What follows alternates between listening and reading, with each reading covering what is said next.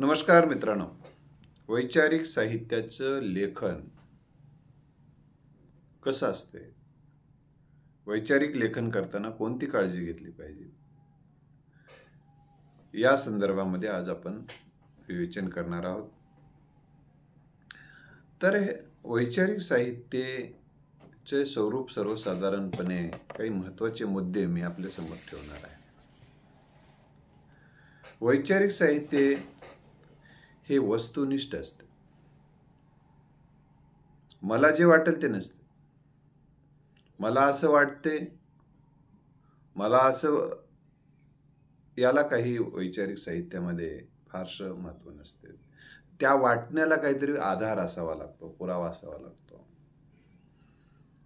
उदाहरणार्थ ललित साहित्य मध्ये आपल्याला जे वाटते तसं लिहून घेता येते.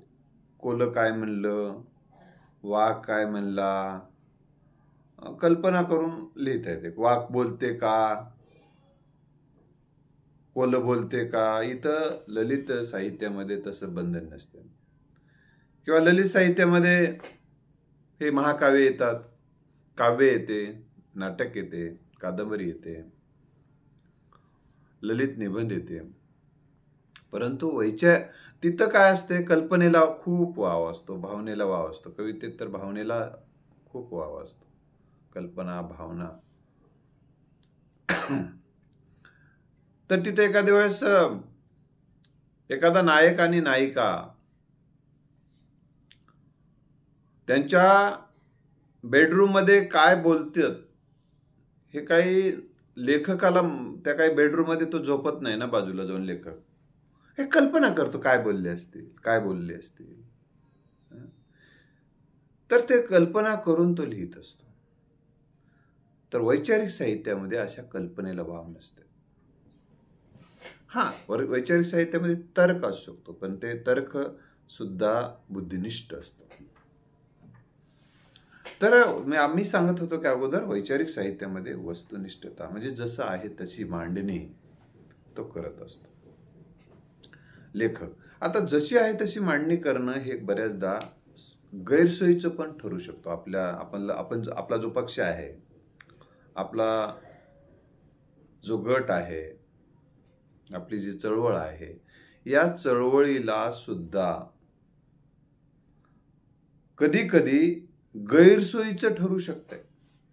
कारण पुरावे जसे आले तसे त्याला समोर सादर करावे लागतात वैचारिक लेखन करणाऱ्यांना. मग वैचारिक लेखन करणाऱ्यांना बद्दल एक आरोप केला जातो, बघा हा तुम्ही परिवर्तनवादी वैचारिक लेखक म्हणत आहात, बघा आपल्याच विरोधातले पुरावे त्या पुस्तकात दिलेला आहे. वैचारिक लेखन करणारा कुठल्याही पक्षाचा, कुठल्याही चळवळीचा वकील नसतो, हे आपण लक्षात घ्या. तो या समाज व्यवस्थेचा न्यायाधीश असतो. स्वतःला वैचारिक लेखक, विचारवंत म्हणून घेणं आणि मी या गटाचा आहे, या गटाच्या समर्थनार्थ लिहितो, असं जर कोणी म्हणत असेल तर तो प्रचारक आहे, तो विचारवंत नाही. विचारवंत असा प्रचारकी असत नाही, जे काही सत्य आहे तेच मांडतो. लक्षात आलं? मग हे सत्य परिवर्तनवादी चळवळ असे सत्यशोधक समाज आहे समजा, आणि त्यांचं अधिष्ठानच सत्यावर आधारित असेल तर कुठल्याही समाजाचा, कुठल्याही जातीचा, कुठल्याही चळवळीचा विचारवंत जो सत्यनिष्ठ लिखाण करत असेल तो सत्यशोधक गटामध्ये मोडत असतो. लक्षात आलं? म्हणून कोणीही आपल्याला विचारवंत म्हणून घेत असताना अतिशय काळजी घेणं गरजेचं असते. कारण विचारवंत हा प्रचारक असत नाही. प्रचारक असू नये का? असावा ना. कोणत्या ज्याचा पक्ष आहे त्याचा त्यानं प्रचार करावा, त्याच्या प्रचारासाठी त्यानं लिहावं, त्यांच्या पक्षाचे काय चांगले काम आहे ते त्यानं त्याच्यात मांडावेत. दुसऱ्यांच्या कशा काही त्रुटी असतील दुसऱ्या पक्षाच्या ते मांडणं हे प्रचारकी साहित्याचं स्वरूप असते. तेच त्याचं. तर ते आपलं ते चांगलं आणि दुसऱ्याचं ते वाईट, अशा पद्धतीची मांडणी जिथं असते तिथं परिचारकी साहित्याचा उदय होत असतो. मग परिचारकी साहित्यिक अनेक आहेत. असू शकतात, का असू नये, ज्याचं त्याला स्वातंत्र्य आहे कशा पद्धतीचं लेखन करावं. आपला विषय काय आहे की वैचारिक लेखन जर आपल्याला करायचं असेल, एक विचारवंत म्हणून आपल्याला समोर यायचं असेल, तर त्यांचं काय स्वरूप असते आज आपण बघायला. मी सांगितलं की ते वस्तुनिष्ठ असते. ललित लेखन करायचं असेल तर तिथं आत्मनिष्ठता असते. आणि दुसरं महत्वाचं वैशिष्ट्य वैचारिक साहित्याचं की तिथं तर्कशुद्धता असते. तर्क असेल त्याला सुद्धा आधार असतो. उदाहरणार्थ त्या ठिकाणी कुठेतरी दिसायला लागले की आग लागली, तर तर्कशुद्ध विचार करणारा काय म्हणतो, कोणीतरी आग लावलेली असेल, त्याने तर्क करत असतो. एक त्या शेतात लागले असे त्या शेतकऱ्याचे दुश्मन त्या निवडणुकीला उभा राहिला होता, मग त्याचे विरोधक म्हणत होते याला दाखवतो म्हणून लावून दिला असेल कडव्याला आग. हा एक तर्कशुद्ध तर्क आहे. तो तर्क आहे. त्यानं काय बघलाय काय नाही, पण मग आता त्याची सुरुवात होते तिथून मग पुरावे शोधायला. पण सुरुवात तो तर्क असा मांडत असतो पहिल्यांदा. कधी कधी एखादे चोर जाता जाताच बिडी ओढतात आणि देतात फेकून, विकृती फेकतात, काहीच नाही, फेकुत्र म्हणतात, फेकतात. म्हणजे असं पण असू शकते. अशा वेगवेगळे तर्काची तो मांडणी करून त्याचे सत्य शोधण्याचा प्रयत्न करतो. पुराव्याच्या आधारेने तो मग आपली मांडणी करत असतो. सत्यनिष्ठता हा वैचारिक साहित्याचा गाभा असतो. जे काय आहे ते सत्य. मग हे सत्य आपल्या सोयीचं असो अथवा नसो.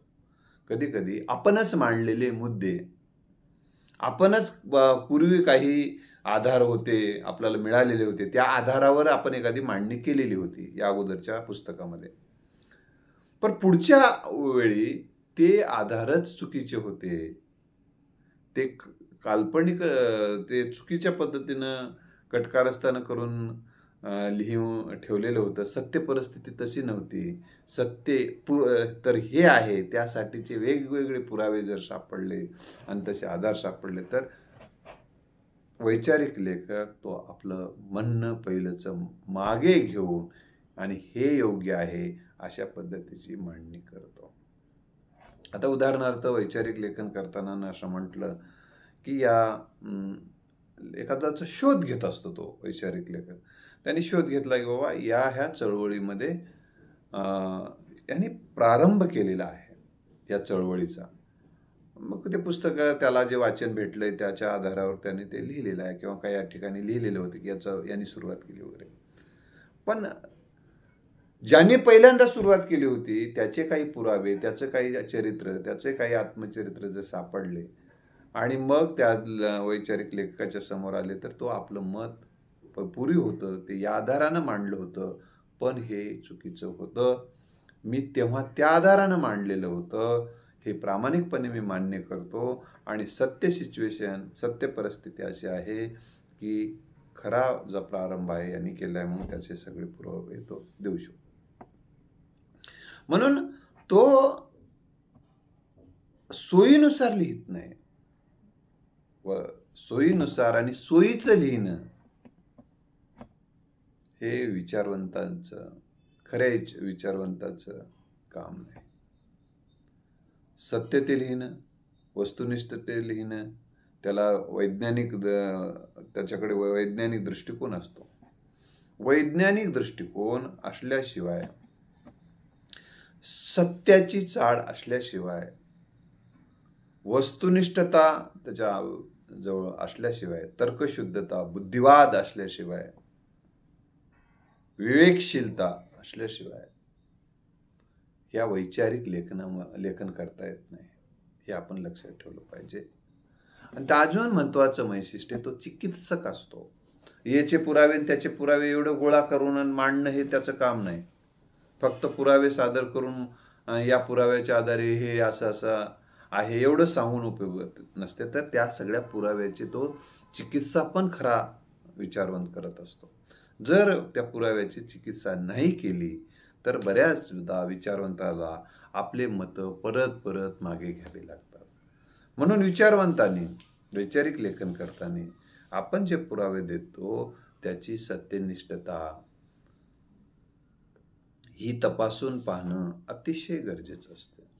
पुराव्याच्या अभावी, पुराव्या तर शिवाय तर लिहिताच येत नाही, परंतु पुरावे सुद्धा कधी कधी खोटे तयार करून ठेवले जातात. धचा मा केला जातो. आपल्या सोयीनुसार पुरावे केले जातात, सोयीनुसार सह्या घेतले जातात, खोटे रेकॉर्ड तयार केले जातात. पण सत्य परिस्थिती तिथं ते तशी नसते. त्यामुळं पुराव्याची सुद्धा चिकित्सा पुढच्या व्यक्तीने मांडलेल्या विचाराची सुद्धा चिकित्सा त्याला करावी लागते. आणि पुराव्याचे तर अधिष्ठान असेल, परंतु त्याच्या चिकित्सेचंही अधिष्ठान आपल्याला ठेवणं अतिशय गरजेचं असते. तर हे लिखाण करत असताना, वैचारिक लेखन करत असताना आपल्याला काही पथ्येही पाळावे लागतात. आपली भूमिका जी आहे ती सुस्पष्ट आपण केली पाहिजे, की बाबा मला जे आपणाशी ठावे ते इतराशी सांगावे, एवढीच भूमिका असत नाही विचारवंताची. जे आपणाला ठाऊक आहे, जे मांडलेलं आहे ते सत्य आहे की नाही, वस्तुनिष्ठ आहे की नाही, याचा शोध घेऊन सत्यनिष्ठ वस्तुनिष्ठ हे मांडणं माझं काम आहे, हे विचारवंत म्हणतो. लक्षात इतरांच्या बऱ्याचदा मी आताच सांगितलं की आधार असावा वगैरे वगैरे.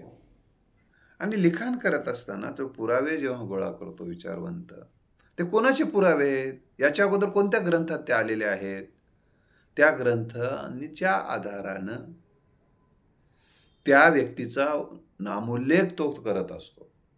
सगळंच मी लिहिले असं नाही, तर ते ज्याचं स्टेटमेंट असेल, ज्याने तो पुरावा शोधून त्या ग्रंथात मांडला असेल, तो त्यांचा पुरावा, त्यांनी शोधलेला पुरावा आहे, असं वैचारिक लेखनामध्ये करावं लागतं. त्याचबरोबर गोंधळ गडबड तिथं असता कामा नये. जे काही सत्य सापडालंय त्या पद्धतीचं मांडणी त्याला करावी लागते. ते आपल्या विरोधात चालली का, आपल्या समर्थनार्थ चालली असं नाही, तर ते सत्याच्या दिशेनं चालली की नाही, वस्तुनिष्ठतेच्या दिशेनं चालली की नाही, हाच भाग तिथं महत्वाचा असतो. आणि दुसरं महत्वाची गोष्ट आहे, मला जे वाटते तेवढेच पुरावे मला गोळा करायचे आहेत, तर त्या माझ्या बरेच जण असंही लिखाण करत असतात की आपल्याला जे वाटते, एखादा माणूस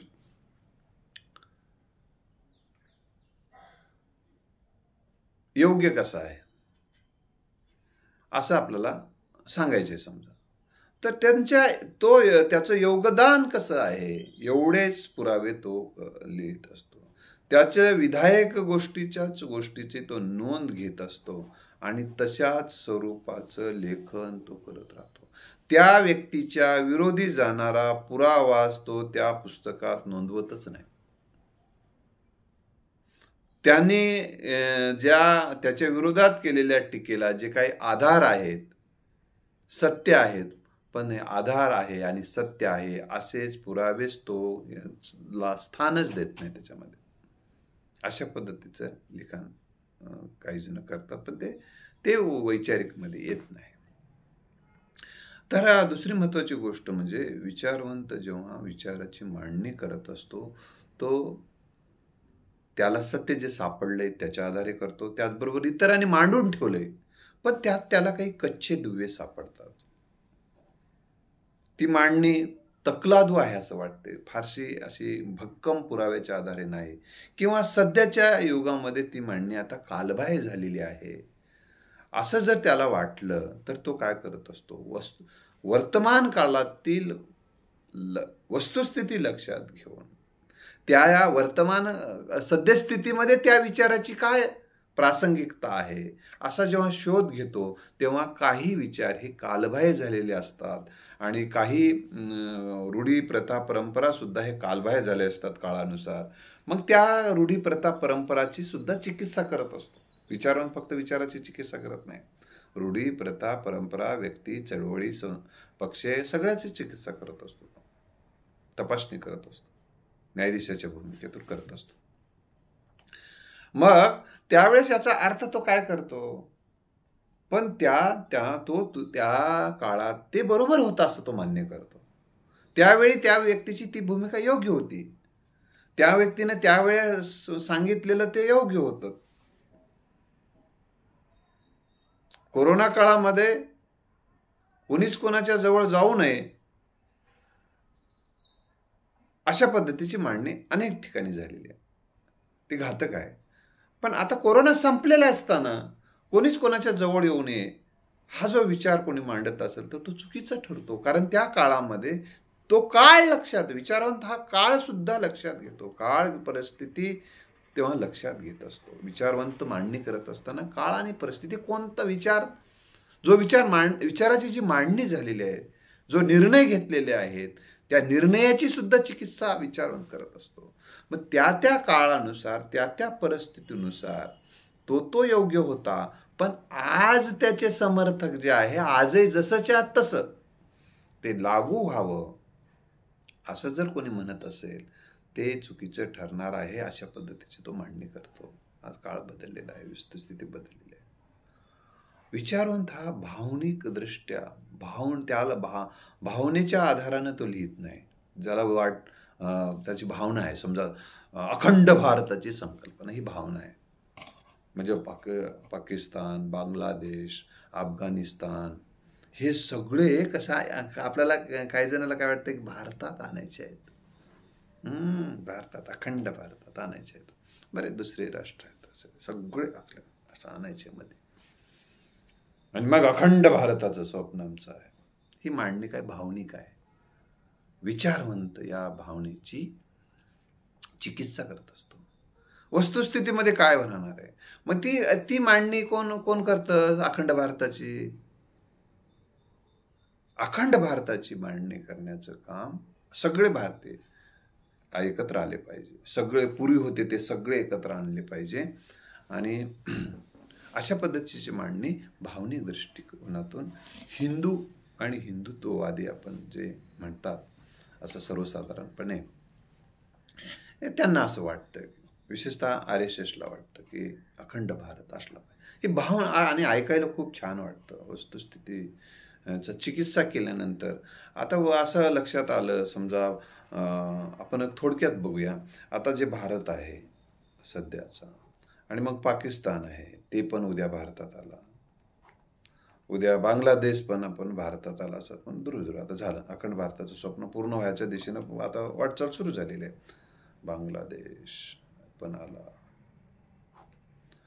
पुन्हा अफगाणिस्तान पण आला वगैरे. आता उदाहरण म्हणून तिन्ही पण घेतले मी तुम्हाला. आणि आता भारतात हे मुस्लिम बहुल राष्ट्र आहेत ना, पाकिस्तान, बांगलादेश, अफगाणिस्तान, हे सगळे भारतात आले. मग भारतातही मुसलमान आहेत. आणि आता उद्या समजा भारतातील मुसलमान आणि हे सगळे पाकिस्तान, बांगलादेश आणि अफगाणिस्तान हे सगळे मुसलमान भारतात आले. आणि पाकिस्तान झालं, बांगलादेश झालं, यांना त्यांच्या धर्माचं राज्य हवं आहे आता समजा. आणि त्यांना मग त्यांचे खासदार राहतील ना. आता इथले काही मुसलमान खासदार ते बांगलादेशातले जे आलेत आता भारतातच झालेत ना, असं समजा. पाकिस्तान हे सगळ्यांना आपला त्यांची जर विचार आहे समजा की बाबा आपल्या धर्मानुसार राज्य चाललं पाहिजे, कुराणानुसार, हदीसनुसार, मोहम्मद पैगंबरांनी जे विचार मांडले त्यानुसारच आपल्याला राज्याची स्थापना करायची, हे भारताचं संविधान आम्हाला मान्य नाही असं जर समजा त्यांनी एक कल्पना सांगायला लागलो तर मग तुम्ही हे जे अखंड भारताचं स्वप्न पाहिलं होतं आणि जे हिंदूंनी, मग तेव्हा तुम्हाला आताचं संविधान राहणार आहे का? तुम्हाला जे हिंदूचं राज्य पाहिजे आहे, हिंदूच राज्य पंतप्रधान झाला पाहिजे, हिंदू जे वाटले, उद्या पंतप्रधान हिंदू होणार आहे का? हां, नाही, नाही, नाही, नाही. आम्हाला हिंदू पंतप्रधान हो अथवा न हो, आम्हाला काही देणं घेणं नाही. असं जर कोणाचं म्हणणं असेल किंवा हे संविधान राहो अथवा न राहो, आम्हाला काही म्हणणं नाही.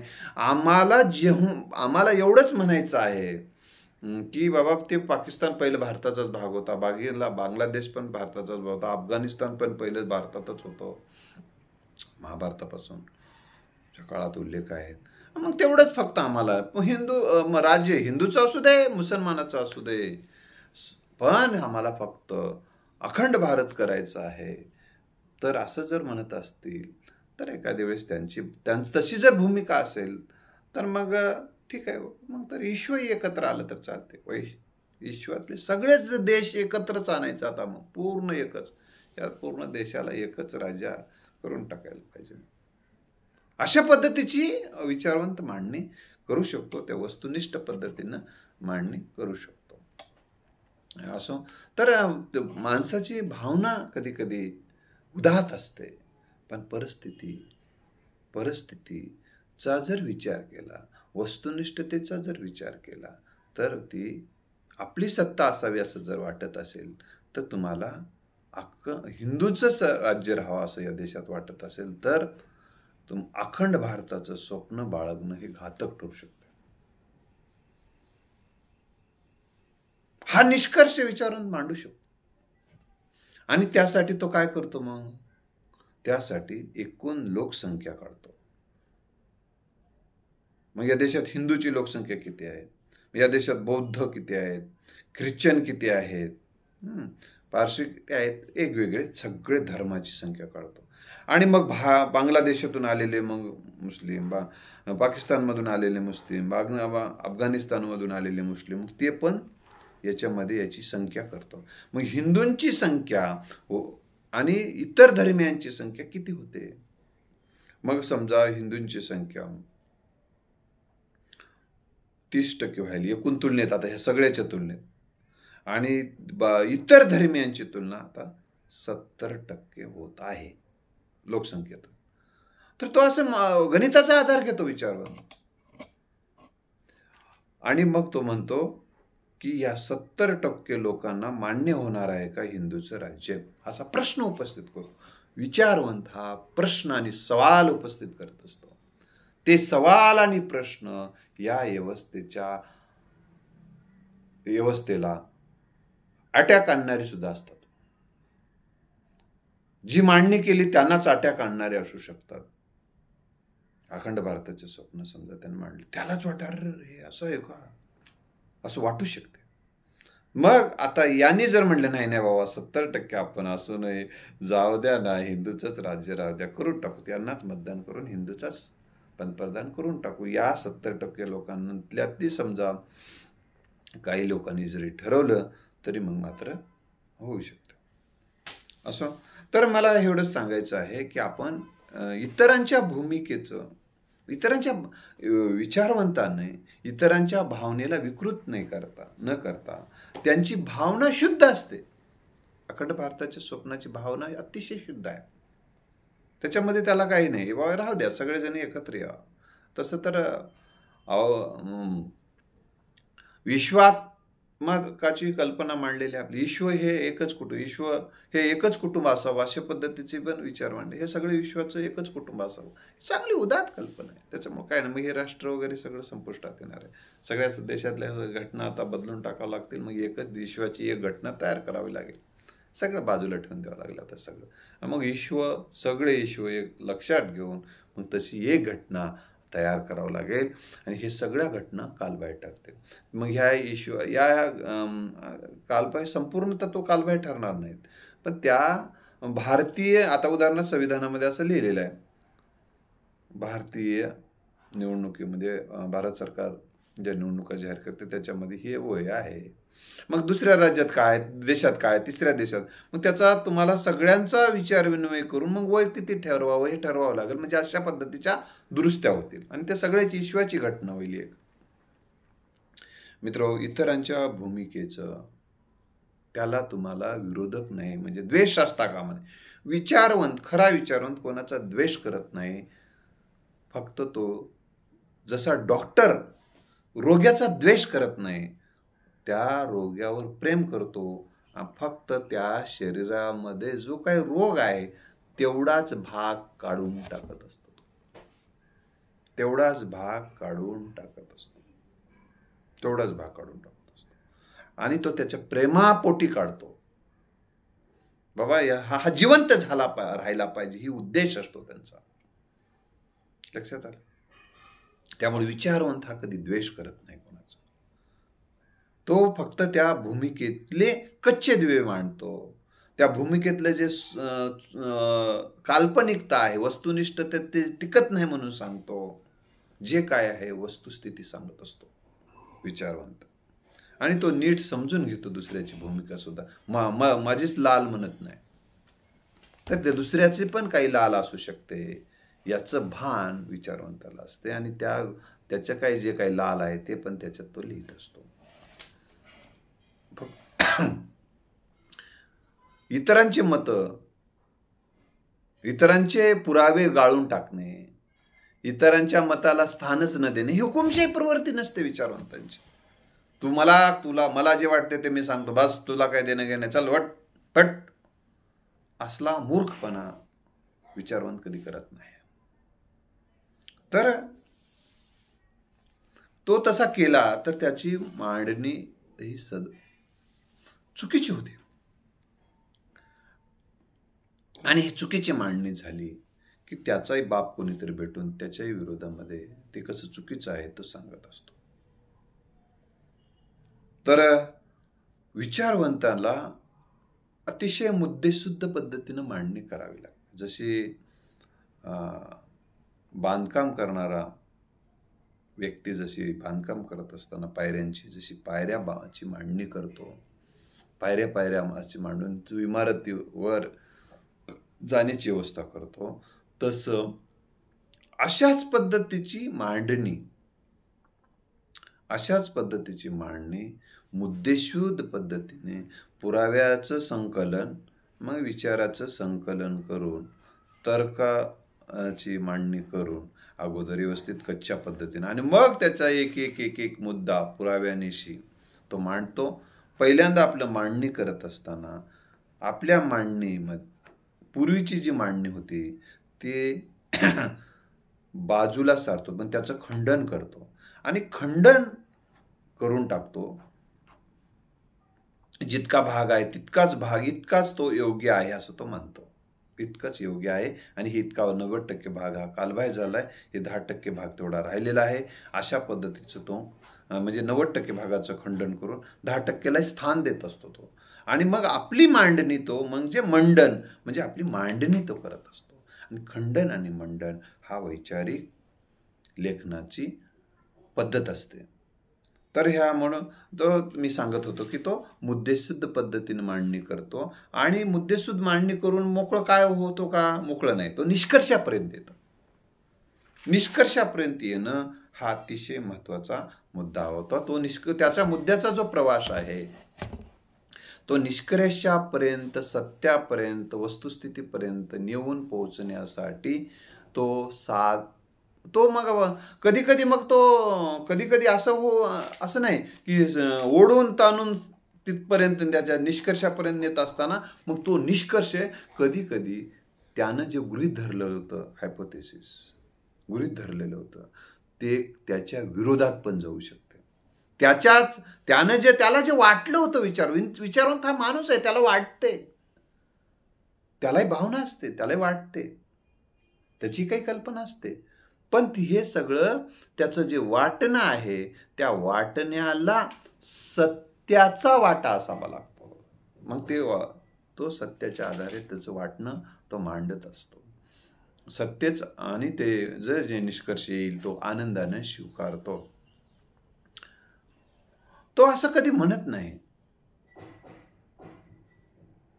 समजा त्याला जर मांडणी करायची असेल विरोधकांचं, तर जसं डॉक्टर आहे, समजा आता डॉक्टर संपूर्ण शरीराचा नासून गेले, कामातून गेले असं तो कधी म्हणत नाही. तर शरीराचा जो भाग गेला एवढाच फक्त कामातून गेलाय, त्याची किडनीच फक्त गेलेली आहे, बाकी शरीर चांगलं आहे म्हणतो. किडनी फक्त काढून टाकून ही दुसरी किडनी बसवावी लागते, एवढं तो माणूस सांगून मोकळा होतो.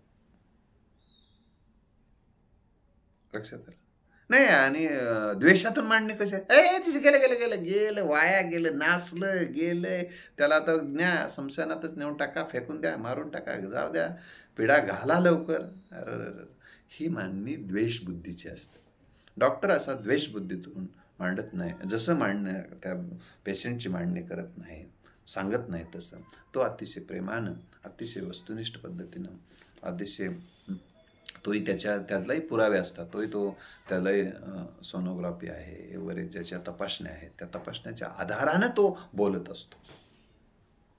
तसाच विचारवंत हा आधारानंच बोलत असतो, द्वेषानं बोलत नाही. हे आपण लक्षात ठेवलं पाहिजे.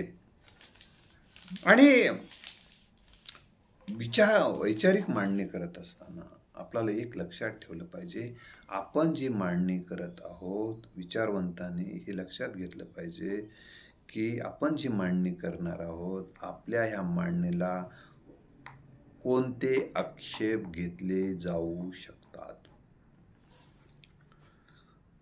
कसा विरोध होऊ शकतो, आपले कसे मुद्दे खोडले जाऊ शकतात, याचं भान विचारवंताला असावं.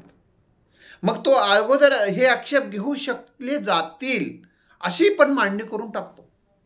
पण हे आक्षेप घेतले जाणार असतील तर त्या आक्षेपाचीही निरर्थकता तो मांडतो, आणि काही सार्थकता असेल तर तेही सांगतो की बाबा हे तितकं त्यांच्या आरोपात ही सार्थकता असू शकते, पण त्यांच्या त्या दृष्टिकोनातून त्या काळानुसार ते विचार तसा करायला, म्हणून त्या काळात तेवढा त्यांचा मुद्दा खरा होता, ते सुद्धा तो मान्य करतो. पण आज तो कालबाह्य झालेला आहे असं म्हणून सांगतो की ते त्या काळात बरोबर होतं त्यांचं.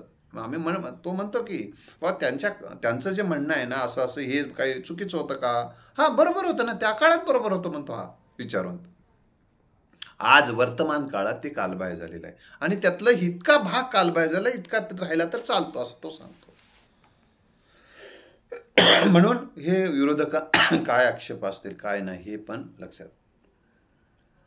तर मित्र, ही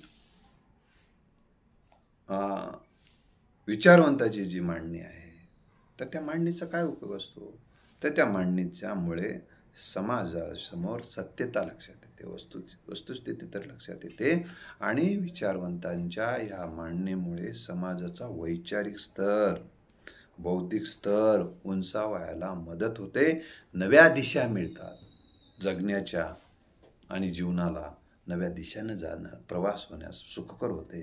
तर अशा पद्धतीनं विचारवंताची ही जी मांडणी असते. तर एवढा भाग मी आज मांडलेला आहे. पुढच्या भागामध्ये अजून काही मुद्दे या वैचारिक साहित्याच्या अनुषंगानं आपल्यासमोर मी ठेवेल. यामध्ये काही चुकीचं वाटलं आणि माझ्या मांडणीमध्ये काही दोष तुमच्याला जाणवला तर त्याचं स्वागत आहे. धन्यवाद.